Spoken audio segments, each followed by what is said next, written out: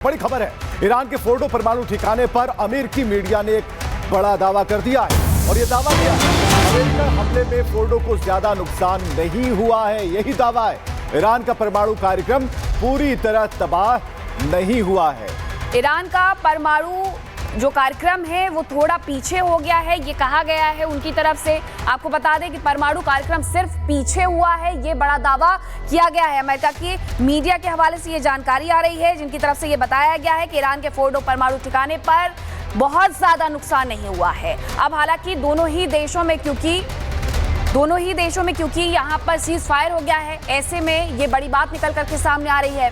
हालांकि ट्रंप के द्वारा जरूर ये कहा जा रहा है कि ईरान के जितने भी परमाणु स्थल हैं हम उन्हें पूरी तरीके से ध्वस्त कर देंगे। ईरान में हमले को लेकर के ट्रंप ने ये पोस्ट एक बार फिर से कर दिया है। हमले पर गलत खबरें फैलाई जा रही हैं, वो ये भी हालांकि कहते हुए नजर आ रहे हैं। लेकिन ये दो तस्वीरें देखिए, ये तस्वीर फोर्डो न्यूक्लियर केंद्र की है, पहले की है जब इस पर हमला नहीं हुआ था। दूसरी तस्वीर हमले के बाद की है जब ये पूरी तरीके से तबाह हो गया था। अब ये कहना है अमेरिकी मीडिया का कि अमेरिकी हमले में फोर्डो को बहुत ज्यादा नुकसान नहीं हुआ है, ईरान का परमाणु कार्यक्रम पूरी तरह से तबाह नहीं हुआ है। हाँ, बमबारी से ईरान का परमाणु कार्यक्रम सिर्फ कुछ महीने पीछे हुआ है। तो ऐतिहासिक हमले की बात तो ट्रंप की तरफ से कही जा रही है। और एक और बड़ी खबर हम आपको बता रहे हैं, ट्रंप ने अमेरिकी मीडिया की रिपोर्ट को खारिज कर दिया है। ट्रंप ने कहा फोर्डो पर अमेरिकी मीडिया झूठ बोल रहा है, ईरान का फोर्डो पूरी तरह से तबाह हो चुका है। तो ट्रंप के दावे, जिसका जिक्र हम लगातार कर रहे हैं कि यहां पर अमेरिकी मीडिया कुछ और कह रहा है, लेकिन ट्रंप अपने दावे कर रहे हैं। ट्रंप ने साफ तौर पर कहा कि अमेरिकी मीडिया झूठ बोल रहा है और फोर्डो पर जो धमाके हुए वो बहुत ही विध्वंसक थे, हमें जो अचीव करना था हमने कर लिया। अब ऐसे में ट्रंप पूरी तरीके से नकार रहे हैं जो कि अमेरिकी मीडिया के हवाले से खबर सामने आई है। यानी कि ट्रंप ने अमेरिकी मीडिया की रिपोर्ट को ही खारिज कर दिया, झूठा करार दिया है। और उसके बाद ट्रंप ने साफ तौर पर कहा है कि फोर्डो पर जो हमले हुए उस पर जो अमेरिकी मीडिया कह रहा है वो झूठी खबर है। डोनाल्ड ट्रंप ने B-2 बॉम्बर्स की नई तस्वीर शेयर की है। ट्रंप ने वीडियो के साथ लिखा है बॉम्ब आयरन। इस वीडियो में ट्रंप ने B-2 बॉम्बर्स से बम गिराने की एक प्रतीकात्मक तस्वीर दिखाई है। ये वीडियो उनकी तरफ से जारी किया गया है। ये वीडियो देखिए कि B-2 बॉम्बर्स का इस्तेमाल करके किस तरीके से बम बरसाए जा रहे हैं। इसका एक प्रतीकात्मक वीडियो जारी करके ट्रंप ने लिखा है बॉम्ब आयरन।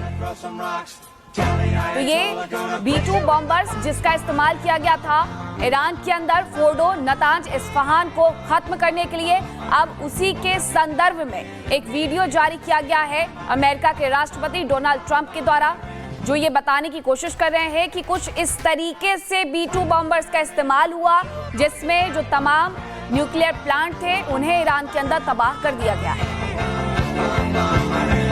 भले एक नया वीडियो जारी कर दिया है, लेकिन ईरान के फोर्डो परमाणु सेंटर की एक नई तस्वीर भी सामने आ गई है। ईरान के फोर्डो परमाणु ठिकाने की तस्वीर सामने आई है और नई तस्वीरों में फोर्डो परमाणु सेंटर को नुकसान का दावा किया गया है। नई सैटेलाइट तस्वीरों में दिख रहा है कि अमेरिकी बमबारी में फोर्डो परमाणु सेंटर को थोड़ा नुकसान हुआ है। पहाड़ियों को चीर करके बम अंदर गए हैं। ये सैटेलाइट तस्वीरें हैं और यही तस्वीर हम आपको पहले भी दिखा रहे थे कि एक पहले की तस्वीर देखिए जो सैटेलाइट की तस्वीर है, उसके बाद हमला जब हुआ उसके बाद की तस्वीर जब आप देखेंगे तो आपको समझ आएगा कि किस तरीके से यहाँ पर नुकसान पहुंचाया गया है।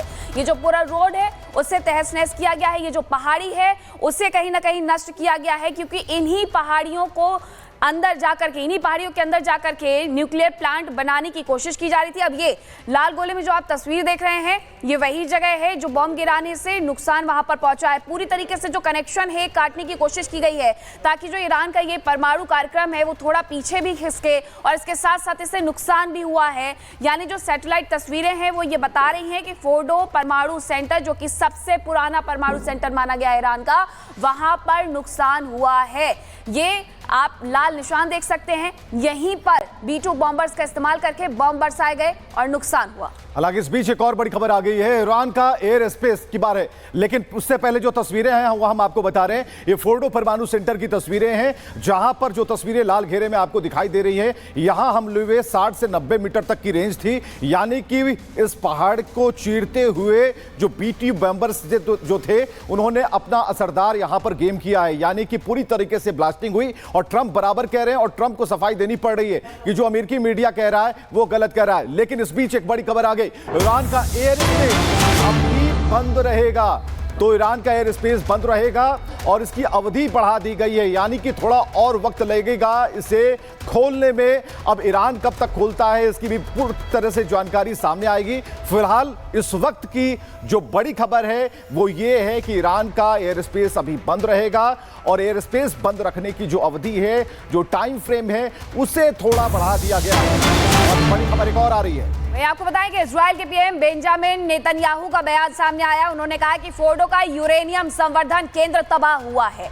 ईरान ने फिर परमाणु कार्यक्रम शुरू किया तो फिर से ऐसे ही हमले करेंगे। ये नेतन्याहू की तरफ से बड़ा बयान जारी कर दिया गया है। वो कह रहे हैं कि ये पूरा जो परमाणु सेंटर था वो तबाह हो चुका है और अगर एक बार फिर से इसे बनाने की कोशिश की तो हम इसे फिर से तबाह कर देंगे। यानी एक जो मिला जुला बयान है वो ईरान को लेकर के अमेरिका का भी सामने आ रहा है और इसी के साथ इजराइल का भी सामने आ रहा है।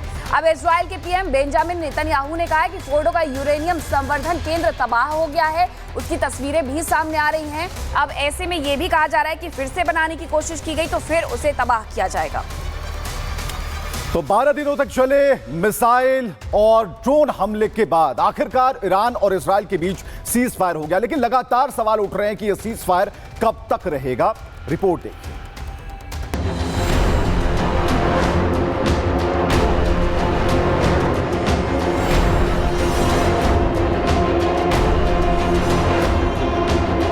पश्चिम एशिया फिर एक बार जंग के मुहाने से लौटा है। ईरान और इजराइल के बीच 12 दिन तक चले सैन्य संघर्ष के बाद अब दोनों देशों ने सीज फायर की घोषणा कर दी है। इस जंग में सैकड़ों लोगों की जानें गईं और हजारों बेघर हो गए। सूत्रों के मुताबिक इस सीज फायर के पीछे बड़ी भूमिका रही अमेरिका, कतर और यूरोपियन यूनियन की। अमेरिका ने बैक चैनल डिप्लोमेसी के जरिए तेहरान और तेल अवीव दोनों पर दबाव बनाया। वहीं संयुक्त राष्ट्र ने इस तनाव को विश्व शांति के लिए खतरा बताया। अमेरिकी राष्ट्रपति डोनाल्ड ट्रंप ने सबसे पहले सोशल मीडिया पर सीज फायर की जानकारी दी। ट्रंप ने लिखा, सभी को बधाई। इस बात पर इजराइल और ईरान के बीच पूरी तरह से सहमति बन गई है कि पूर्ण और संपूर्ण युद्ध विराम होगा। हालांकि ट्रंप के ऐलान के बाद भी ईरान और इजराइल दोनों एक दूसरे पर मिसाइलें बरसाते रहे और अमेरिका सीज फायर का उल्लंघन देखता रहा। लेकिन बाद में दोनों ने सीज फायर पर अपनी सहमति जताई और जंग से जंगबंदी तक का सफर पूरा हुआ। आपको बता दें कि ये संघर्ष किसी भी वक्त पूरे मिडिल ईस्ट को अपनी चपेट में ले सकता है, इसलिए ये सीज फायर वक्त की सख्त जरूरत थी।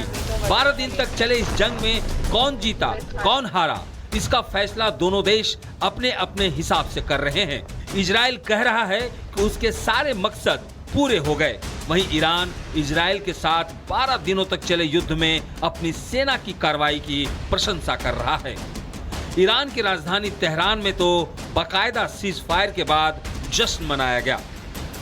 वहीं सीज फायर के बाद इजराइल के पीएम नेतन्याहू ने भी अपनी पीठ थपथपाई और कहा, हम शेर की तरह उठे और हमारी दहाड़ ने तेहरान को हिला दिया। यह युद्ध दुनिया की सभी सेनाओं को सिखाया जाएगा। हमने अराक, नतांज, इस्फहान में महत्वपूर्ण सुविधाओं को नष्ट कर दिया। हमने ऐतिहासिक जीत हासिल की।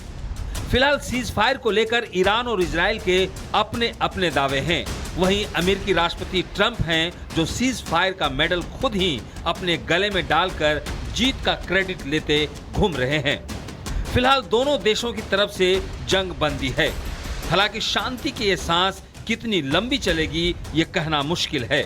विशेषज्ञ मानते हैं कि जब तक मूल मुद्दों जैसे ईरान का परमाणु कार्यक्रम, इजराइल की सुरक्षा और हिजबुल्लाह जैसे प्रॉक्सी का हल नहीं निकलता, तब तक ये सीज फायर अस्थायी ही रहेगा। तो फिलहाल जंग थमी है लेकिन डर बाकी है। क्या यह संघर्ष फिर से लौटेगा या मिडिल ईस्ट को अब वाकई शांति नसीब होगा, इस पर पूरी दुनिया की नजरें बनी रहेगी।